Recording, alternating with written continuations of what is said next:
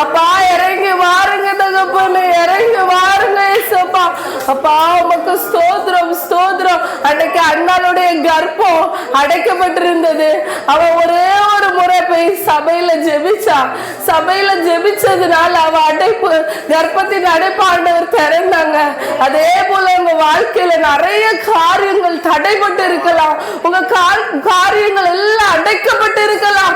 மனுஷன் ஒருவேளை அடைத்தது போல உங்க கண்களுக்கு தெரியலாம். ஆனா ஆண்டவர் எல்லாவற்றையும் திறக்க வல்லவரா இருக்கிறாரு. அவர் திறந்த ஒரு மனுஷனும் அடைக்க முடியாது.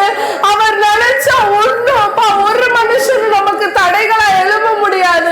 ஒரு விஷயம் உங்க இருதயத்தின் ஆழத்துல இருந்து அப்பா நீங்க வாங்க, எங்க வாழ்க்கை மாறணும் இசப்பா.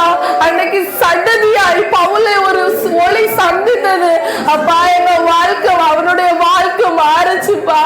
சவுல் பவுலா மாறுறதுக்கு ஒரு சடதியான ஒரு ஒளிதான் இசப்பா. எங்க வாழ்க்கை மாறணும்னா ஒளியாகி உண்மை நாங்க தரிசிக்கணும்ப்பா, உண்மை நாங்க பார்க்கணும்ப்பா. எங்க இருதயம் உண்மை சுத்திகரிங்க இசப்பா. ஒரு விஷயம் இசப்பா, ஈசோப்பினால் எங்க இருதயத்தை கழுவுவீராக இசப்பா. கல்லான இருதயத்தை மாற்றி சதையான இருதயத்தை எங்களுக்குள்ள பொருத்துவீராக தகப்பனே.